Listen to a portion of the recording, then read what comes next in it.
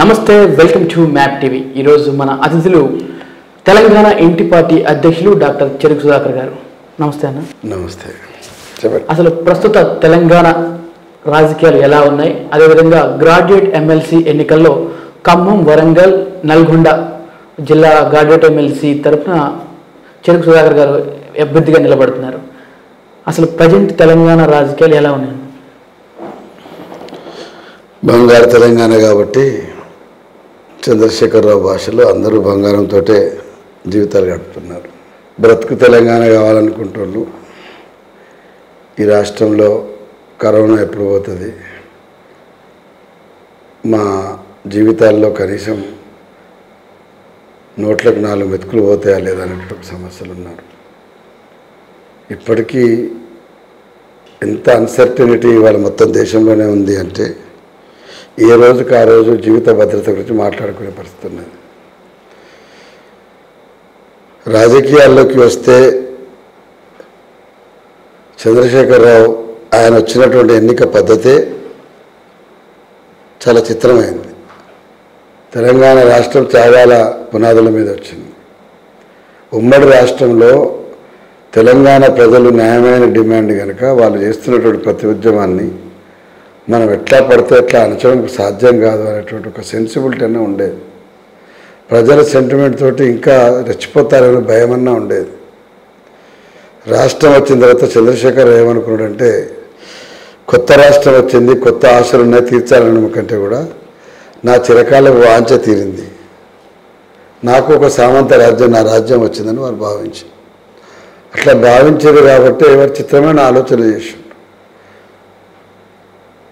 ఎంత చిత్రమైన ఆలోచన చేశారంటే అసెంబ్లీని కూడా కూలగొట్టి కొత్తది కట్టాలా, సెక్రటరీ కూలగొట్టి కట్టాలా, ఉస్మానియా జనరల్ హాస్పిటల్ కూలగొట్టి కట్టాలా, భూమి మీద సగం వాటి కూలగొట్టి కట్టడం లేదా కొత్తగా నిర్మించడం మొదలుపెట్టిండు. మీరందరూ చూశారు కదా, దేవాలయాల గురించి యాదగిరిగుట్టలో ఎన్ని వేల కోట్ల రూపాయలు కుమ్మరించడం మనకు తెలుసు. సరే, ఈ పలానా కులానికో లేకపోతే మతానికో వ్యతిరేకం కాదు, కానీ ఇట్స్ ఎ ప్రీషియస్ మనీ.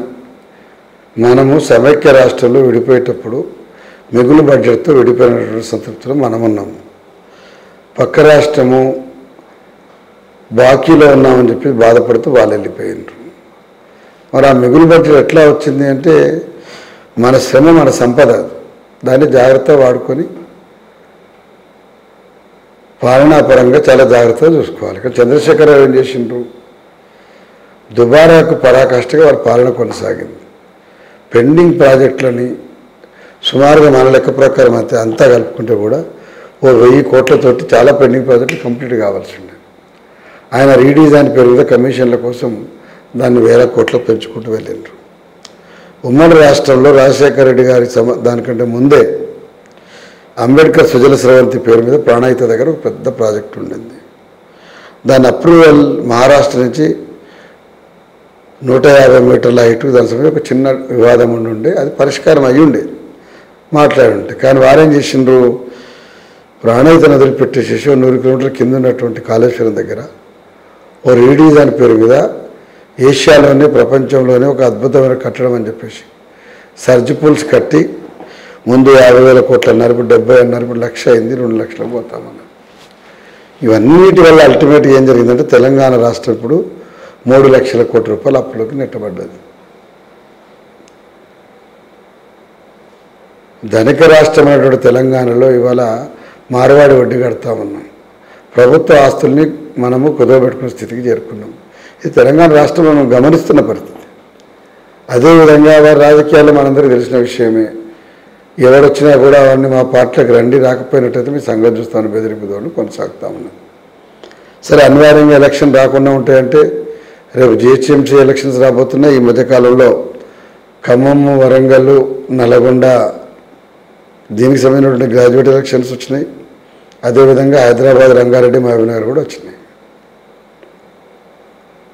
రేపు జిహెచ్ఎంసీ ఎలక్షన్స్ అయిపోగానే మళ్ళీ ఇంకో స్థానిక సంస్థలు కూడా కొన్ని అక్కడక్కడ మున్సిపాలిటీ కూడా కంటిన్యూ అవుతా ఉన్నాయి. ఎలక్షన్స్ వచ్చినప్పుడు ప్రజాభిష్టం ఎట్లుండో చూడవలసినటువంటి ప్రభుత్వం ఎట్టి పరిస్థితులలో ఏ ఉప ఎన్నికలప్పుడు కూడా ప్రతిపక్షానికి అవకాశం రావద్దన్నటువంటి ఒక కక్ష అధికార దుర్వినియోగం అనేది ఏ స్థాయికి చేరిపోయింది అంటే మీరు దుబ్బాకలు చూస్తూ ఉన్నారు. వందల కోట్ల రూపాయలు పబ్లిక్ ఫండింగ్ అంతా కూడా ఇప్పుడు వెల్ఫేర్ యాక్టివిటీ కింద ఆల్రెడీ రిలీజ్ అవుతా ఉన్నది. అదేవిధంగా మంత్రులు ఎంత అధికార దుర్వినియోగం మనం చూస్తూ ఉన్నాం. రేపు మా దగ్గర అసెంబ్లీ ఎలక్షన్ కూడా నేను పోటీ చేస్తున్న ఖమ్మం, నల్గొండ, వరంగల్ గ్రాడ్యుయేట్ కాన్స్టిట్యున్సీలో you believe are not map TV ద్వారా ఒక పెద్ద కుంభకోణం అనేది నేను చెప్పదలుచుకున్నా. సుమారుగా 60,000 డిగ్రీ సర్టిఫికెట్లు పక్క రాష్ట్రాల నుంచి తీసుకొచ్చి ఈ 10వ తరగతి పాస్ కానటువంటి యువకులకు ఆ సర్టిఫికెట్ తోటి ఎన్రోల్ చేయించి ఏకపక్షంగా రిజల్ట్ తీసుకురావాలని చంద్రశేఖరరావు కుట్ర.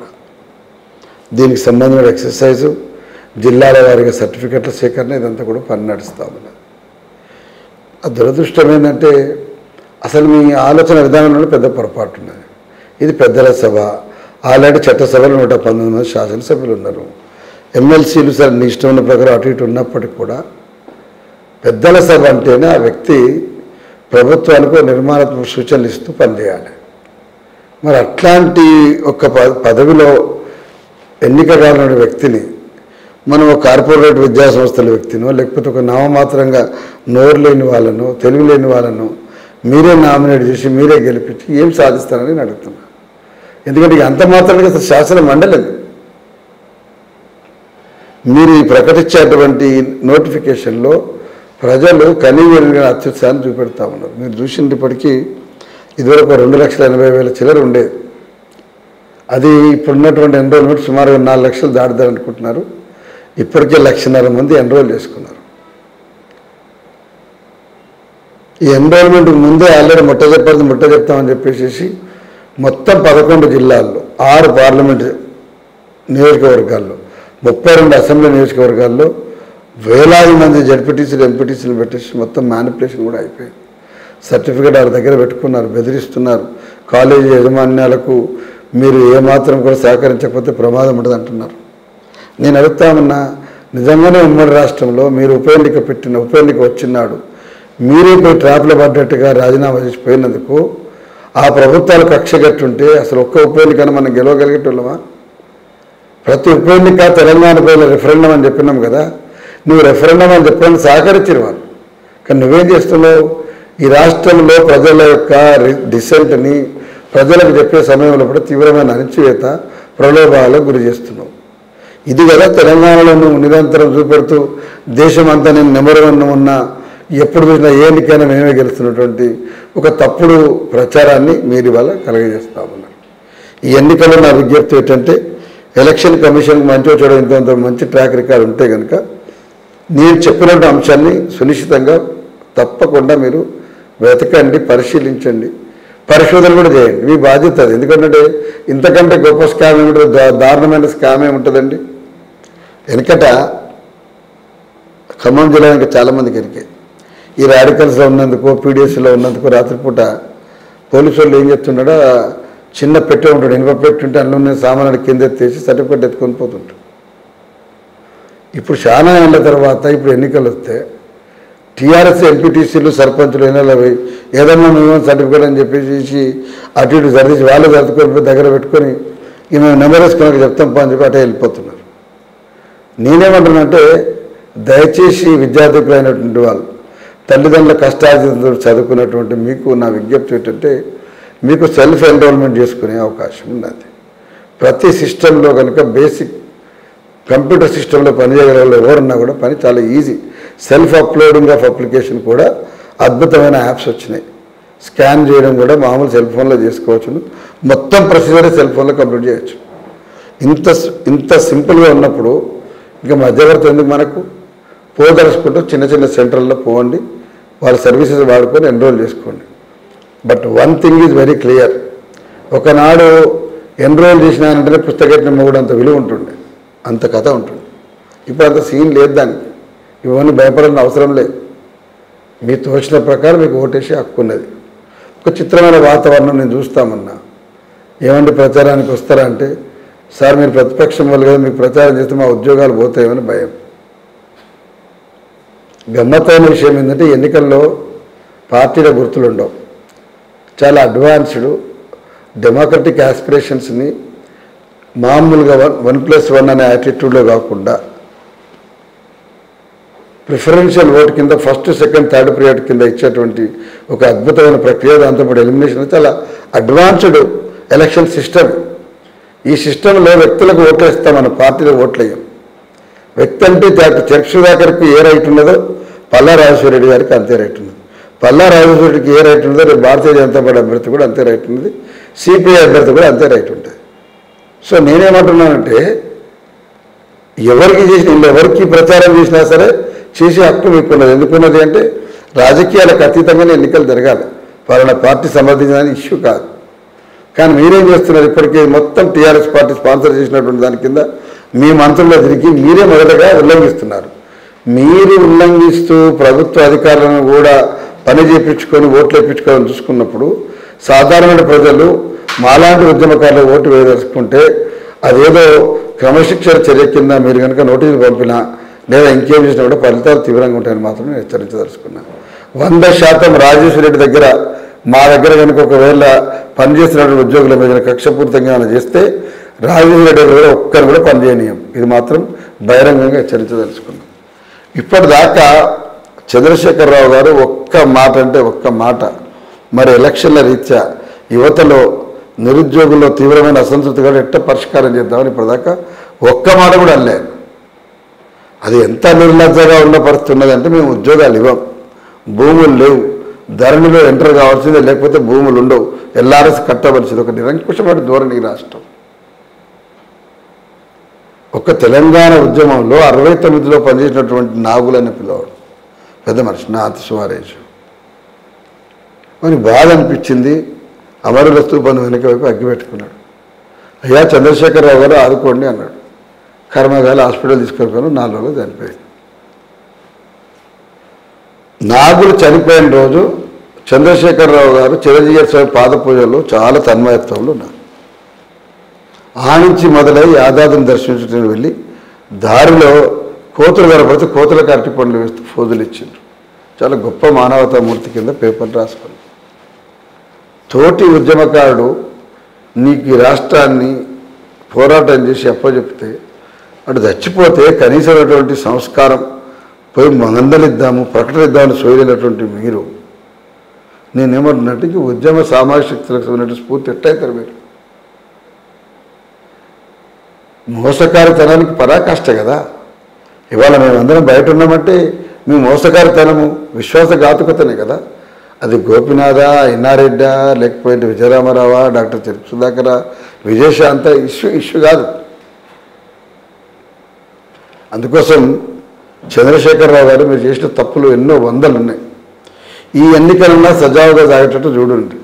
దురదృష్టం ఏంటంటే పైన ఒక చిత్రమైన ప్రభుత్వం ఉంటుంది, కింద ప్రభుత్వం ఉంటుంది. వీళ్ళు ఎప్పుడు కొట్లాడుకుంటారో తెలియదు, ఎప్పుడు కలిసి ఉంటారో తెలియదు, ఎప్పుడు విమర్శిస్తారో తెలియదు, ఎప్పుడు వాళ్ళ సంబంధించినటువంటి లుకలుకలు బయట పెట్టుకుంటారో తెలియదు. మీరు అందరూ చూసిండ్రు ఈ మధ్యకాలంలో వాళ్ళ యొక్క అంతర్గత పోరాటం ఏదో అది తారాస్థాయికి చేరింది. ఇప్పుడు అది దానికి ఏ మేరకు ఎక్కడికి వస్తే మనకు తెలియదు.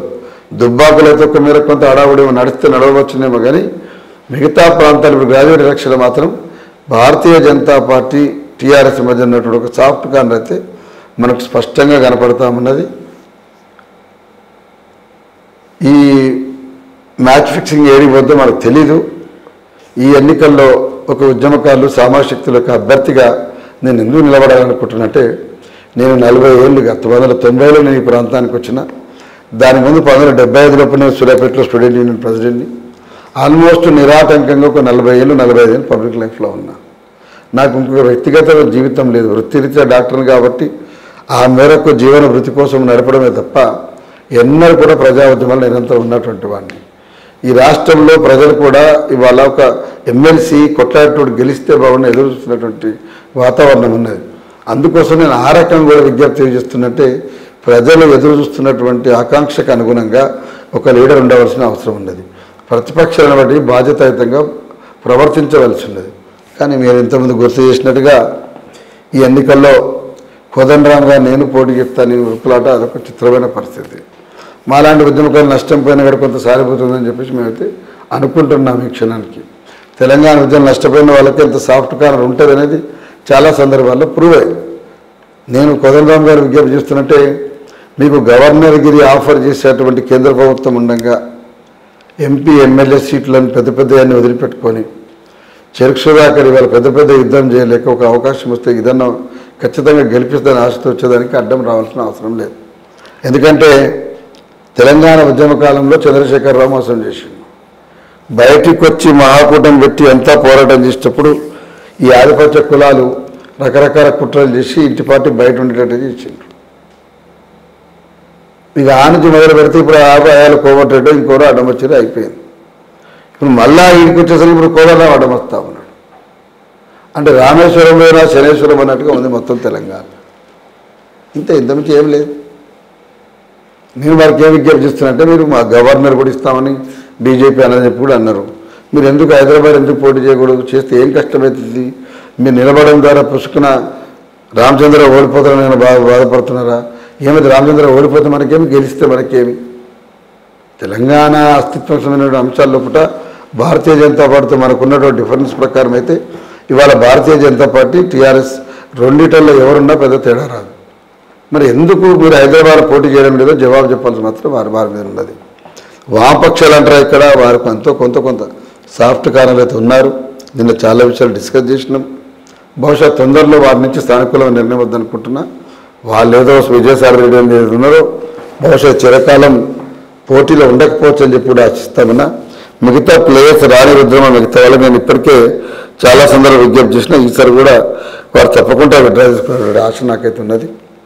మల్లన్న సరే ఒక సెలబ్రిటీగా as artist we should appreciate, but short span of మన హుజూర్ నగర్ బై ఎలక్షన్ అయిపోగానే మళ్ళీ వెంటనే నిలబడడం అనేది కొంత ఇబ్బంది కలిగేటువంటి అంశమే.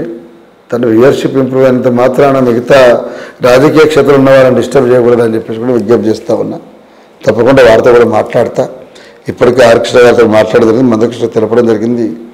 అందరూ కనుక ఒక దగ్గర చేరితే మీరు అన్నట్టుగా 100% తెలంగాణ రాష్ట్ర ప్రభుత్వం అనుసరిస్తున్నటువంటి దారుణమైన విద్యా వ్యవస్థకు వ్యతిరేకంగా అందరూ కూడా ఒక దగ్గర చేరి ఓటింగ్ జరిపితే ఈ ఎన్నికల్లో ఈ 3 నియోజకవర్గాలకు ఒక డెమోక్రటిక్ అభ్యర్థిగా నేను గెలిచే అవకాశం ఉన్న విశ్వాసం నాకున్నది. ఆ రకంగా నేను ముందుకు పోవాలని చెప్పేసి కూడా భావిస్తాను. అటు ఇటు మీరు తెలంగాణ ఉద్యమంలో పీడీ యాక్ట్ పడి 1 ఇయర్ పాటు జైల్లో ఉన్నారు. తర్వాత పీడీ యాక్ట్ తర్వాత ఇటు వచ్చారు, టీఆర్ఎస్ నుంచి బయటకు వచ్చారు.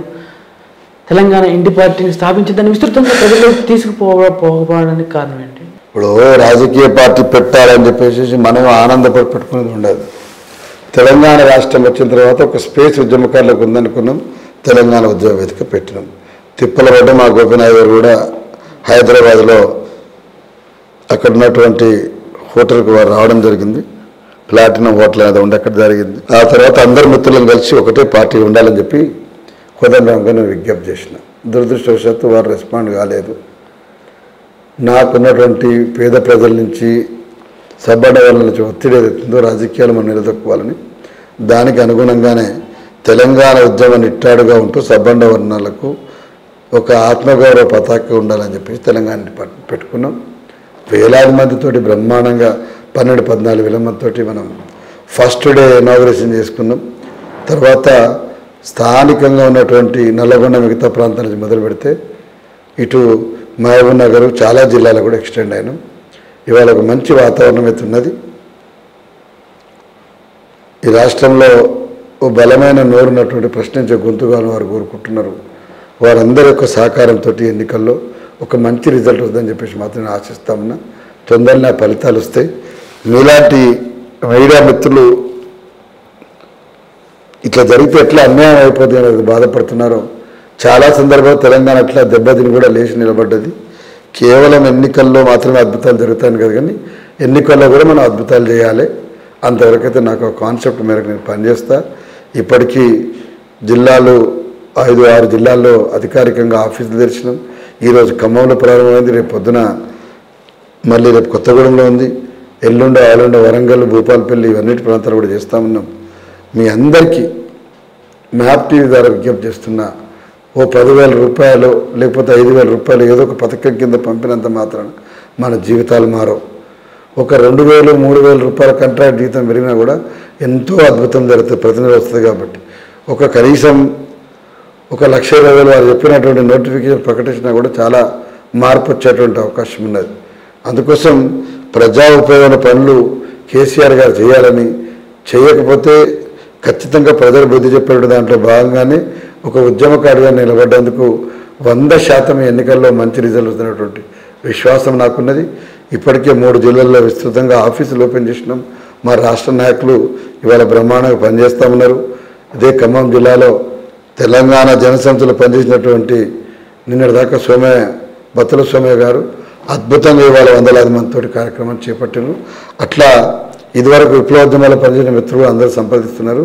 మీరు అందరూ కూడా రండి. ఇక్కడ స్వతంత్ర ఎన్నికల్లో రాజకీయ పార్టీ జెండా ఎక్స్పోజర్ కంటే కూడా మన భావజాలమే ప్రధానం. కాబట్టి రాష్ట్ర వ్యాప్తంగా ఉన్నటువంటి కుల సంఘాలు, రాష్ట్ర వ్యాప్తంగా ఉన్నటువంటి వృత్తి సంఘాలు, వీళ్ళందరూ కూడా గౌడ సంఘాలు, మిగతా సంఘాలు అందరూ కూడా ఎంఆర్పిఎస్ బీసీ సంఘం కూడా ఒక్క దగ్గరకు వచ్చిన అభ్యర్థిత్వాన్ని మద్దతు ఇవ్వాలని, అదేవిధంగా గ్రాడ్యుయేట్ల యొక్క సానుభూతి నాకే ఉండాలి, మద్దతు నాకే ఉండాలని, ఈ రిజల్ట్ రేపు వస్తే నా శక్తి మేరకు ఊపిరున్న దాకా అసెంబ్లీలో అదే ఫోర్స్ తోటి పార్లమెంట్లో, అసెంబ్లీలో అదే శాసనమండలిలో కొట్లాడతానని చెప్పేసి ఈ సందర్భంగా తెలియజేస్తున్నా. మీరు అందరూ సహకరించాలని చెప్పి విజ్ఞప్తి చేస్తున్నా. పైసలు ఎల్లకాలం నిలబడవు, ఏ బంధువులు ఏతోటి అవసరం లేదు. మన కుటుంబంలో ఉద్యోగం వస్తే ఒక ఇంట్లోనే పండుగ వాతావరణం ఉంటుంది. అట్లా ఆలోచించామని చెప్పేసి తెలియజేస్తూ, రేపు వచ్చేటువంటి మార్చి ఏప్రిల్ ఎన్నికల్లో మీ విలువైన ఓటుని నాకే వేయాలని, ఈ విజయం చంద్రశేఖరరావు గారు చెప్పపెట్టుకోవాలని చెప్పి మాత్రం భావిస్తామని. ఇందాక మీరు ఒక షాకింగ్ కామెంట్ చెప్పారు. మహారాష్ట్ర నుంచి 60,000 సర్టిఫికెట్లు ఇచ్చి ఎన్రోల్ చేయించారు. పెద్ద కుంభకోణం జరుగుతుంది ఎన్నికల్లో. మీరు ఈ విషయం మీద ఎన్నికల సంఘానికి ఏమైనా ఫిర్యాదు చేయడం జరిగిందా? అదేవిధంగా ఈ గ్రాడ్యుయేట్ సుమోటో కింద కూడా ప్రభుత్వం స్వీకరించవచ్చును మీరు చెప్పిన దాన్ని చేసినప్పుడు సో ఇప్పుడు మీరన్న టైం ఉంది, బట్ ఎర్లియస్ట్ టైంలో ఇది పరిష్కారం కావాలి. కాకపోతే చాలా పెద్ద ప్రమాదం జరుగుతుంది. మీరు అన్నట్టు రెక్టిఫికేషన్ నెక్స్ట్ మంత్ ఉంటే కూడా మేము కొంత ధర్నాలు ప్లాన్ చేస్తాము. 100% జెన్యూన్గా ఎలక్షన్ జరిగితే మాత్రం పల్లా రాజశేఖర రెడ్డి మళ్ళీ వెనక వదిలేకుండా ఓడిపోవడం ఖాయం. సరే, అధికారంలో ఉన్న వాళ్ళు ఓడిపోతారన్న అసలు ఈ గ్రాడ్యుయేట్ ఎమ్మెల్సీ ఎన్నికల్లో మద్యం, మనీ, మీడియా ఈ 3 ప్రభావం ఈ గ్రాడ్యుయేట్స్ మీద ఎటువంటి, ఎందుకంటే కొద్దిగా విద్యావంతులు కాబట్టి చూసి ఓటేస్తారు, వీటి ప్రభావం ఎంత మేరకు ఉంటుంది అంటారు? ఇప్పుడు జీవన్ రెడ్డి గారు మొన్న గెలిచిరండి.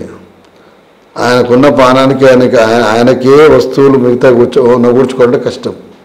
మనందరూ మీరు చెప్పిన మద్యం ఇచ్చి, మీరు చెప్పినటువంటి తైలాలు ఇచ్చి, మీరు చెప్పినటువంటి ముచ్చలు చెప్పేంత పరిస్థితి గ్రాడ్యుయేట్లో ఉండకూడదని కోరుకుంటున్నాం. ఎందుకంటే ఇవాళ సమాజంలో భ్రష్టుపడిన అనేకమైనటువంటి అవలక్షణాలు వచ్చినాయి, నేను కాదంటలేదు. బట్ డిస్పైట్ దట్ కొంత సిన్సియర్ పీపుల్ అయితే తప్పకుండా ఉన్నారు. మంచి ఓటింగ్ రూరల్ సైడ్లో జరుగుతుంది, చాలా అద్భుతమైన రిజల్ట్ ఉందని చెప్పి నేను భావిస్తాను. గ్రాడ్యుయేట్లు అంటే మెయిన్గా నిరుద్యోగులు ఉంటారన్న, మీరు గెలవటం వల్ల వాళ్ళకి జరిగే ప్రయోజనం ఏంటి? నోరున్నటువంటి వ్యక్తి రేపు పోయి చేయాల్సిన పని ఫస్ట్ ఏంటంటే, నువ్వు అన్న 1,20,000 నోటిఫికేషన్ సంగతి ఏందని కూర్చోవాలా, తొందరగా రిలీజ్ అయ్యేటట్టు చూసుకోవాలా. చాలామంది ఇవాళ ఎన్రోల్ చేసుకోవడం పెద్ద ఆశ ఉందని నోటిఫికేషన్ పెంచాలని కోరుకుంటున్నారు. రకరకాల కోరికలు ఉన్నాయి. ఈ సందర్భంగా ఎంప్లాయ్మెంట్ క్రియేషన్ కూడా చాలా పెద్ద పని. రాష్ట్రంలో పాత వాటిని ఫిలప్ చేయడమే చేయనటువంటి ఈ ప్రభుత్వము కొత్త ఉద్యోగాలు ఎట్లా సృష్టించాలంత సీన్ లేదు రాష్ట్రం. అందుకోసం ఇది ఉద్యోగ వ్యతిరేకమైన ప్రభుత్వము, అదేవిధంగా విద్యార్థి వ్యతిరేక ప్రభుత్వం. దీన్ని కేసీఆర్ అటవ అనకపోతే మాత్రం సాధ్యమయ్యే పని కాదు. చెరుకు సుధాకర్ స్థానికుడు, ఇక్కడ నిలబడి ఇక్కడ పెరిగినోడు అనేటువంటి ఆప్షన్ లేదా నేను అడుగుతా ఉన్నా. నేను ఎంబీబీఎస్లో ఎండీఎస్ చదవలేదా నేను అడుగుతా ఉన్నా. అదేవిధంగా గరిష్టమైన నేను ఉద్యోగం 1990లో తెలంగాణ మహాసభ పెట్టినాడు. మీరు చెప్పిన ఒక్క పేరుడన్నా ఇంకా అన్నం తింటున్నాడు అసలు, కానీ తెలంగాణ అంటున్నాడా నాకు చెప్పండి. నేనేమంటున్నానంటే పోటీ ముందే చెప్పిన ఇది 1 to 1 కాదు. అంటే నీకు 99 ఓట్లు వచ్చినాయి, ఓడిపోయినా 100 ఓట్లు నాకు వచ్చినాయి, గెలిచినా అనేది కాదు. ఇక్కడ first preference, second preference, third preference చాలా అంటే అద్భుతమైన మెచ్యూర్డ్ టైప్ ఆఫ్ ఎలక్షన్. అది ఒక్కటే ముందు మానసికంగా మనం సిద్ధం కావాలంటే మనం అనుకున్న ఎజెండా ఎవరైనా కొట్లాడి అమలు చేయగలుగుతారా? ఇప్పటికే ట్రాక్ రికార్డులో ఆల్రెడీ ఉద్యమం నడిపించిన చరిత్ర ఉందా లేదా, ఏదైనా కొట్లాడగలుగుతారా? ఇది ఒక్కటే గీటరే తప్ప ఇంకేం కాదు. నాకు తెలిసి వారు ప్రకటించారంటే పల్లా రాజేశ్వర రెడ్డి 100% అన్నారు. ఎందుకంటే వారికి ఏ హక్కు కూడా మళ్ళీ తెలంగాణలో లేదు. శాసన మండలి అంటే పెద్దల సభ. ఈ పెద్దల సభలో ఎక్కువ కదా పొలిటికల్ లీడర్స్, ఇటు ఎంపీ కవిత గారు కానివ్వండి, పల్లా రాజేశ్వర రెడ్డి గారు, వీళ్ళు ఉండటం ఎంతవరకు కరెక్ట్ అంటారు? ఎవ్రీవేర్ పాలిటిక్స్ ఉండడం అనేది కరెక్ట్ కాదు అనేది చంద్రశేఖరరావు చాలా అమాయకంగా బుద్ధిమంతులకని చెప్తాడు. ఆ మాట మేమనాలి. ఎవ్రీవేర్ పాలిటిక్స్ చేయడం అనేది కరెక్ట్ కాదు చంద్రశేఖరరావు. నువ్వు ఈడ ఉన్నటువంటి హైదరాబాద్ జరిగేటువంటి ఉద్యమాలని వదిలిపెట్టేసేసి మొన్న మీరు ఆ మధ్యకాలంలో చూస్తే సంతోష్ బాబు అని ఉన్నారు, వారి ఇండోచైనా బార్డర్లో పుట్ట చనిపోయారు. ఎయిర్పోర్ట్ నుంచి డెడ్ బాడీ వస్తే ఆయన ఈడ కనపడకుండా చక్కగా పోయి ఆ పోయిన దాన్ని సరిదిద్దుకోవడం కోసం 5 కోట్ల రూపాయలు 4 కోట్ల రూపాయలు ఇచ్చేసి వచ్చింది.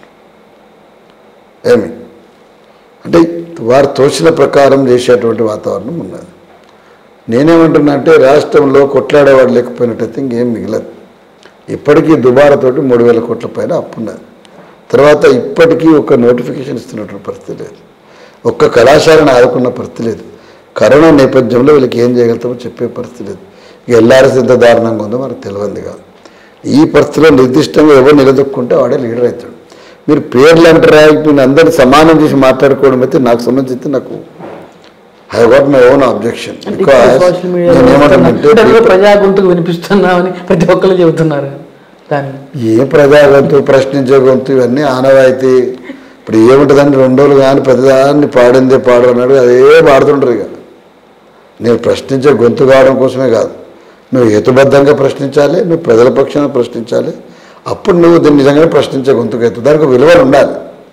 సో అందుకోసం పోటీ చేసిన వారందరూ లేవని నేను అన్నాను. కానీ ఒక 40 ఏళ్ళ సుదీర్ఘమైన చరిత్రలో నాకు తెలిసి మీరు చెప్పిన ఏ పేరు కూడా ఓట్లు అడగడానికి ఉన్నటువంటి అర్హతలో నాకంటే ఎక్కువ ఉన్నటువంటి పరిస్థితులు ఏం లేవు. అసలు నాకు తెలిసి ఒక కంపారిజన్లు కూడా లేరు చాలామంది. 1990లో మేము తెలంగాణ మహాసభ పెట్టినాడో కోదండరాంకు ఇంకా తెలంగాణ సంబంధించినటువంటి అంశాల మీద అవగాహన కూడా లేదు, మాట చెప్తాము. సరే రాణి రుద్రం అంటే సరే తన ఒక ప్రయత్నం, గౌరవంగా కొంతమంది మందికి తెలవాలని చెప్పేసి ఒక ప్రయత్నం ఉంది. వారిని ఏం మనం కాదని తీర్మానం వలనకైతే మేమైతే స్పష్టంగా హుజూర్నగర్లో సపోర్ట్ చేసి ఇంటింటికి తిరిగి చేసినప్పుడు వారు కొంత ఇప్పుడైనా నా విజ్ఞప్తి ఏంటంటే చాలా అవకాశాలు వస్తాయి. మళ్ళన్న ఈ ఒక్క ఎన్నికలు ఓ గాయపడ్డ సైనికుడు లెక్కన చాలా నష్టపోయినవని ఉన్నా, మహాకూటమి కూడా మోసం చేసింది కనుక విద్యార్థికులు ఆదరిస్తే ఎమ్మెల్సీ అయ్యే అవకాశం ఉంది కాబట్టి వారిని కూడా సహకరించమంటున్నా. అదేవిధంగా కామన్ ఫ్రెండ్స్ టీఆర్ఎస్లో ఉన్న కామన్ ఫ్రెండ్స్ అంటే ఈ మాట ఎందుకంటానంటే కోదండరాంకు చర్చ దగ్గరకు చాలామంది కామన్ ఫ్రెండ్స్ టీఆర్ఎస్లో ఉంటారు. ఎందుకున్నారు? తెలంగాణ ఉద్యమం నడిపించిన వాళ్ళు ఆ పార్టీలో నేనున్నా, జేఏసీ ఆయన ఉన్నాడు కాబట్టి చాలా కామన్ ఫ్రెండ్స్ ఉన్నారు. ఏమనుకుంటారు ఉద్యమకారులు? ఏమనుకుంటారు? ఉద్యమం చేసినప్పుడు గెలవాలనుకుంటారు. టీఆర్ఎస్ వాళ్ళు కూడా ఏమనుకుంటారు? ఫక్తు రాజకీయ పార్టీ నడుపుతా ఉన్నాడు, మనం ఉద్యమం చేసిన వాళ్ళు మన పాత్రలో ఉన్నాం కదా, నిజంగానే సుధాకర్ కోదండరామ గెలిస్తే బాగుండు కదా, మన అభివృద్ధి గట్టిగా అడుగుతుంది కదా వాళ్ళు అనుకుంటున్నారు. మరి అన్ని అంశాలు తెలిసిన తర్వాత కోదండరామ్ గారు 40 ఏళ్ళు పబ్లిక్ లైఫ్లో ఉన్నా, నేను పనిచేసిన, జైల్లోకి పోయినా, కుటుంబం నష్టం చేసుకున్న, ఆర్థికంగా నష్టపోయినా, మిమ్మల్ని గవర్నర్ గిరికి భారతీయ జనతా పార్టీ పిలిచి అంత స్థాయిలో ఉన్న మీరు ఎమ్మెల్సీ కోసం ఇంత పట్టుబట్టడం ఎందుకు? మీకు ఎప్పటికైనా ఒక ఏడాది ముందరే చెప్పింది నేను. కాబట్టి నా విజ్ఞప్తి ఏంటంటే కోదండరామ్ గారు దయచేసి బేషరతుగా ఏ విధమైన చర్చ లేకుండా మీరు విరమించుకుంటే చాలా గౌరవప్రదంగా ఉంటుంది. మాలాంటి వాళ్ళకు అవకాశం కూడా వద్దని చెప్పి నేను భావిస్తాను. అధికార పార్టీకి ప్లస్ అయ్యే అవకాశం ఈ గ్రాడ్యుయేట్ ఎన్నికలు ఏమైనా ఉన్నాయా? ఇప్పుడు నిరుద్యోగుల యొక్క పల్స్ ఎట్లుందో మీరు ఎవరికన్నా ఈ ఛానల్ పట్టుకొని పాటు తిరగండి, ఒక 100 మందిని ఇంటర్వ్యూ చేయండి, 90 మంది మీకు వ్యతిరేకంగా చెప్తారు. ఇక ఉన్న తర్వాత మీరు ఓటింగ్ వేసిందంటే అంటే బలవంతంగా వేసేది, అది మీరు చెప్పిన దొంగలు తీసుకొచ్చి చేస్తే తప్ప ఇవాళ వాళ్ళు గెలిచే స్థితి అయితే లేదు. 2019 డిసెంబర్ ఎన్నికల్లో కూడా సేమ్ పబ్లిక్ పల్స్ మటుకి టీఆర్ఎస్కి వ్యతిరేకంగా వచ్చినాయి, కానీ అధికారం టీఆర్ఎస్కి వచ్చింది. దీని మీద మీ అభిప్రాయం? మీకు ఇంతకుముందు నేను చెప్పిన 1-to-1 ఎన్నికల్లో ఫలితాలు చాలా డిఫరెంట్ వస్తాయి. 4 ఓట్లతోటి, 50 ఓట్లతోటి, 100 ఓట్లతోటి 10 మంది ఓడిపోవచ్చు. మీరు మొన్న కూడా ఓడిపోయిన వాళ్ళ టీఆర్ఎస్ శాసనసభ్యులు కూడా 100 ఓట్లు 500 ఓట్లతో పోయిన వాళ్ళు ఉన్నారు. కాంగ్రెస్ వాళ్ళు ఎంతోమంది ఓడిపోయారు. This can happen anywhere. అందుకోసమని పీపుల్కు ఈ ఎలక్షన్లో ఒక మ్యాండేట్ గ్రాడ్యుయేట్స్ ఇస్తే చాలా అద్భుతమైనటువంటి రిజల్ట్ వస్తుంది. ఖమ్మం రాజకీయాలు చూస్తే తెలంగాణ అవుట్ ఆఫ్ తెలంగాణ డిఫరెంట్గా ఉంటాయి. ఎవరు అధికారంలో ఉంటే వాళ్ళు ఇప్పుడు పోయినసారిలా కాంగ్రెస్ మొత్తం ఓడిపోతే ఇక్కడ కాంగ్రెస్ ఇక్కడ బాగా గెలిచింది. ఈ యొక్క వ్యత్యాసాలు మీకు ప్రయోజనం చేకూరు. యాక్చువల్గా టీఆర్ఎస్ అనేది ఇట్ ఈస్ అనానిమస్. అంటే టీఆర్ఎస్ యొక్క గాలి కూడా సోకడానికి అవకాశాలు తక్కువ ఉన్నటువంటి ప్రాంతం ఖమ్మం. మీకు తెలుసు 2001 పార్టీ ప్రారంభించినప్పుడు వారు విశ్వప్రయత్నం చేసినప్పుడు ఇక్కడ స్టాండ్ కాలే. ఎందుకు కాలేదంటే మైగ్రెంట్స్ ఖమ్మం గుమ్మంలో వలసవాదుల యొక్క పెత్తనమే ఎక్కువ. ఖమ్మం యొక్క హృదయాన్ని దానికి సంబంధించినటువంటి ఆత్మని ఎన్నడో ఇక్కడ ఉన్నటువంటి మైగ్రెంట్స్ తినేసిండ్రు. అసలు ఈ సొంత గడ్డ మీదనే ఇక్కడ ఖమ్మం ప్రజలు పరాయి వాళ్ళుగా ఉన్నటువంటి పరిస్థితి. అందుకోసం నేను చెప్పున్నా, నేను పక్కా జిల్లా వాడిని చెప్పేసి ఆశ కాదు, మీ కొడుకుగా ఒక మీ జీవితంలో నిరంతర భాగస్వామ్యవాడుగా నేను ఖమ్మం జిల్లా ప్రజలతో ఉంటానని చెప్పేసి కూడా వాగ్దానం చేసిన ఉద్దేశం కూడా అదే. రాజకీయాల్లో కాంగ్రెస్ పార్టీ కూడా బలం తప్పకుండా మన ప్రూవ్ అయింది. అట్లా ప్రూవ్ కావాలని మనం కోరుకోవాలి. ఎందుకంటే ప్రతిపక్షం బలంగా ఉంటే కొంత బెటర్గా ఉంటుంది. రెండవది పర్ఫార్మెన్స్ వైజ్ కూడా బట్టి కానీ మిగతా వాళ్ళు కానీ మంచి పెద్దతో చేసిన కానీ మంచి రిజల్ట్ వచ్చింది. దురదృష్టవశాత్తు అరప్రియ లాంటి వాళ్ళు పోయినప్పటికి కూడా కాంగ్రెస్ ఇప్పటికి కూడా బలంగా ఉంది. వారికి కేఆర్ గారికి మెసేజ్ పెట్టినాం, అదేవిధంగా ఏఐసిసి సెక్రటరీ కూడా పెట్టినాం. 99% వాళ్ళని కూడా సాఫ్ట్ కార్నర్ వస్తే 100% ఇక్కడ ఉన్నటువంటి ఏదైతే పల్లారాజు అభ్యర్థిత్వం మీద మన విజయం సాధ్యమని చెప్పేసి నేను భావిస్తాను. ఈ ఎన్నికల్లో మిగతా టీడీపీ కాంగ్రెస్ మిగతా పార్టీల నుంచి ఏమన్నా మీకు సపోర్ట్ ఏమన్నా నిలిచే అవకాశం కమ్యూనిస్ట్ పార్టీల గురించి కానీ? ఇప్పుడు నా బాధ్యతగా కాంగ్రెస్ పార్టీపై గాంధీ భవన్లో అప్లికేషన్ ఇచ్చినాం. రమణ గారికి ఫోన్ చేసి వారు ఎక్కడ ఉందో అక్కడ పోయి ఇచ్చేసి వచ్చినాం. సిపిఐకి ఇచ్చినాం, సిపిఎంకి వాళ్ళు న్యూ డెమోక్రసీ కూడా ఇచ్చినాం, ప్రజా సంఘాలు కూడా ఇస్తాము. మనం బెస్ట్ ఆఫ్ ఎఫర్ట్ ఏం చేయగలుగుతామంటే అందరి నుంచి ఒక మద్దతు తెచ్చుకునే ప్రయత్నం చేస్తాం. ఎందుకంటే దట్ ఈస్ కన్సెన్సస్ వస్తేనే కదా. దాని భిన్నంగా కోదండరామ్ గారు ఉండడం అయితే సహజమైనటువంటి పద్ధతి కాదు. అది వారు యునానిమస్గా వస్తున్న వాతావరణం కూడా గౌరవిస్తే మంచి ఫలితాలు అని చెప్పి తెలంగాణ చూసుకుంటేనా ఎక్కువగా బహుజనవాదం ఎక్కువ పడుతుంది. ఎస్సీ ఎస్టీ బీసీ 90% ఓట్లు ఉన్నాయి. కానీ ఆ అసెంబ్లీ చూసుకుంటే 39 మంది రెడ్లు ఉన్నారు, 9 మంది వెలబులు ఉన్నారు, మంత్రులు ఎమ్మెల్యేలు అందరూ వాళ్ళే ఉన్నారు. బహుజనవాదం ఎక్కువ వినపడుతుంది. బీలో కూడా స్థాపించారు. ఇప్పుడు ఈ దివాళా కోరుతనానికి మనము బీసీ లీడర్షిప్ కూడా ఒక కారణం. ఎంతో కాలం నుంచి బీసీ సంఘాలు పెడతారు. వాళ్ళు జీవితం అంతా బీసీ సంఘాలు పెరిగే తప్ప ఒక్కనాడు ఎన్నికల్లో ఎట్లా ఎక్కరాలో ఎవరిని ఓడగొట్టాలో చేయరు. ఎట్లా సాధ్యమైందండి? నేను అడుగుతామని అనేక సందర్భాల్లో ఆధిపత్య కులాల నుంచి 100 ఓట్లు 500 ఓట్లతో కూడా ఓడిపోయిన వాళ్ళు ఉన్నారు. అంతేనా కదా, గెలిచిన వాళ్ళు ఉన్నారు. మరి మనం వాళ్ళనే కనుక మనం దానికి ఆపోజిట్ ఓటు వేసి ఉంటే కాన్సీరామ్ గుర్తు రాలేదు మనకు. పైలతో హార్నేకు సిక్కావు, ఓడగొట్టడం ముందు నేర్చుకుని తర్వాత గెలుస్తాం. జరగాలి కదా, కనీసం ఆ ప్రయత్నం చేయాలి కదా. మనం ఇవాళ ఎవరు మాట్లాడకపోతే నేను అంటున్నా కదా, సామాజిక న్యాయం గురించి పెద్ద పెద్ద మాటలు చెప్పేటువంటి ఇవే ఆధిపత్య కులాల నుంచి మళ్ళీ రిప్రజెంటేషన్ సాధ్యమవుతుంది. పల్లరాజేశ్వరుడు ఒక దిక్కు, ఇంకో పటేల్ ఒక దిక్కు, ఇదే నడుస్తుంది. మరి ఉన్నారా? మరి ఎవరెవరు ఏ పార్టీకి వస్తారో రండి. మరి ఒక ఉప ఎన్నికలాగా రేపు ఒక ఎన్నిక వస్తుంది కదా. ఈ 3 జిల్లాలు ఉన్నటువంటి మీరు చెప్పేటువంటి బహుజన సంఘాలకు దగ్గర రావాలి కదా. అన్న మేము నిలబడితే మేము 100% సపోర్ట్ చేస్తామని అనాలి కదా. లేదు మీరు కాదన్నా మీకంటే మా దాంట్లో పెద్ద మనగాన్ని జీవితం అంతా కొట్లాడుకొని తీసుకొని వస్తుంటే ఓ చర్చ జరగాలి కదా. అందుకోసం ఈ బహుజనవాదం పేరు మీద అంటే నిరంతరము వాదనా పట్టుమని పెంచుకోవడమే తప్ప క్షేత్రస్థాయిలో పని చేయకపోతే ఏ ఫలితం రాదు. ఆ ఫలితం రాదని తెలంగాణ తేల్చేసింది. కాన్సీరామ్ గారు 1994 ఇక్కడికి వచ్చిపోయినా కూడా ఇప్పటిదాకా ఫలితాలు రాకపోవడానికి కాన్సీరామ్ సిద్ధాంతం కానీ పార్టీ కానీ కారణం కాదు. మనమే కన్వీనియంట్గా అప్పర్ కాస్ట్ రాజకీయ పార్టీ దగ్గర మనము రాజకీయాలు చేస్తూ పోతున్నాం కాబట్టి బీసీ వాదం కానీ బహుజనవాదం కానీ రాజకీయ శక్తిగా అవతరించలేదు. భవిష్యత్తులో అవతరించడానికి ఈ 3 జిల్లాల్లో పునాదిగా నా పోటీ అక్కర రావాలని, ఆ దిశగా గెలుపు రావాలని చెప్పి కోరుకుంటాము. ఓకే, థ్యాంక్ యూ అన్న. ఈ ఖమ్మం, వరంగల్, నల్గొండ ఉమ్మడి ఈ 3 జిల్లాలకు సంబంధించిన గ్రాడ్యుయేట్ ఎమ్మెల్సీ ఎన్నికలు మీరు తప్పకుండా విజయం సాధించాలని కోరుకుంటూ చివరిగా ఈ ఎమ్మెల్సీ ఎన్నికల గురించి మా మ్యాప్ టీవీ ద్వారా ఏం చెప్పదలుచుకున్నారు? సరే, నల్లగొండలో 40 ఏళ్ళ పబ్లిక్ లైఫ్లో ఉన్నా కనుక ప్రతి ప్రాంతంలో నేను ఎవరో తెలుసు, నా ఉద్యమాన్ని స్వయంగా చూసింది. ఖమ్మం జిల్లా కూడా కేసీఆర్ గారు వచ్చినప్పుడు ఉన్నటువంటి అనేకమైన అణచివేతల్లో వారిని కాపాడడానికి మేము ఎంత కృషి చేసినామో మీకు తెలుసు. ఇన్ని కష్టాలు మోసి 1990లోనే తెలంగాణ మహాసభ పెట్టి దళితుల కోసం డఫడం పెట్టి సుదీర్ఘకాలం పనిచేసినటువంటి నేను మీ ఖమ్మంలో తప్పకుండా మీ ఒక పెద్ద కొడుకులాగా ఉంటా, మీ ఆత్మలో భాగమే ఉంటా. ఎందుకంటే నిజంగా కూడా అట్లా పక్క జిల్లా వాళ్ళు వస్తున్నటువంటి ఇది కూడా కావచ్చు. బట్ లాస్ట్ టైం కొంత నిరంతరం టచ్ ఉన్నటువంటి దిలీప్ గారు కూడా మీరు మంచి రిజల్ట్ ఇచ్చిండ్రు. ఈ ఎన్నికల్లో కూడా నాకు అనేక సార్లు 40 ఏళ్ళుగా 50 ఏళ్ళుగా ఆల్మోస్ట్ ఖమ్మంతో పరిచయం ఉంది. సో ఖమ్మం ప్రజలు నేను స్థానికుడిని ఇక్కడే పనిచేసినటువంటి ఒక సోయితోటి అద్భుతమైన రిజల్ట్ తీసుకురావాలని చెప్పి కోరుకుంటా ఉన్నా. కోదండరామ్ గారు కూడా మరొకసారి విజ్ఞప్తి చేస్తున్న ఖమ్మం గడ్డనిచ్చి మనం చాలా సందర్భాల్లో అద్భుతమైనటువంటి విజయాన్ని చవిచూసినాం.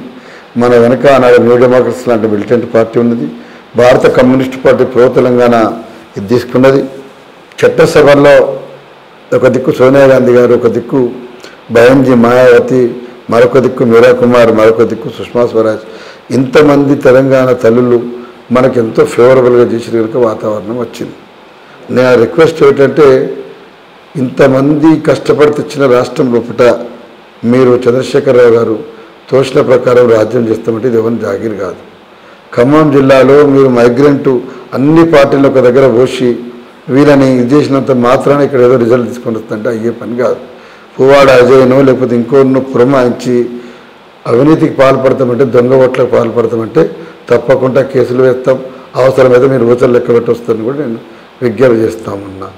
అట్లాంటి పరిస్థితి వస్తే తప్పకుండా ఎన్నికలు జరిగేటువంటి అవకాశం కూడా మళ్ళీ వస్తుంది. అందుకోసం వన్ సైడ్గా ఖమ్మం యూత్ అంతా కూడా డాక్టర్ చెరుకు సుధాకర్ మొదటి ప్రాధాన్యత ఓటు వేస్తే ఈ రాష్ట్రంలో ఉద్యమ సామాజిక శక్తుల యొక్క గొంతు, ఒక పండుగ సాయన్న యొక్క స్ఫూర్తి, ఒక జయశంకర్ స్ఫూర్తి, ఒక పాపారాయుడు యొక్క సేనాని యొక్క ధైర్యం అన్నీ కూడా కలగలిసినట్టు ఒక రిప్రజెంటేషన్ ఉంటుందని చెప్పేసి విశ్వాసంతో ఉన్న ఖమ్మం జిల్లా ప్రజలు తప్పకుండా ఆశీర్వదిస్తారనుకుంటున్న ఆ విశ్వాసంతో ఇవాళ బత్తుల సోమయ్య గారి అధ్యక్షుడిగా మా కేంద్ర కార్యాలయాన్ని ఖమ్మంలో వేరే రోడ్లో ఓపెన్ చేయడం జరిగింది. రేపు ఉదయం కొత్తగూడెంలో కూడా అక్కడ సత్యనారాయణ గారి ఆధ్వర్యంలో రేపు అక్కడ ఆఫీస్ ఓపెన్ చేస్తున్నాం. మళ్ళీ ఎల్లుండి వరంగల్లో ఈ నమోదు కార్యక్రమంతో పాటు ఆదివాసీ గూడాలో కూడా పర్యటన ఉంటుంది. ఇట్లా నిరంతరం ఈ 5 నెలలు కంటిన్యూషన్లో ఉంటాం. ఖచ్చితంగా మా శ్రమని, మా యొక్క అంకిత భావాన్ని మీరందరూ కూడా ప్రోత్సహించి ఎన్నికల్లో మద్దతు ఇస్తారని చెప్పేసి నేను వినమ్రంగా ఖమ్మం జిల్లా ప్రజల్ని, మిగతా అన్ని జిల్లాల ప్రజల్ని కోరుకుంటాము.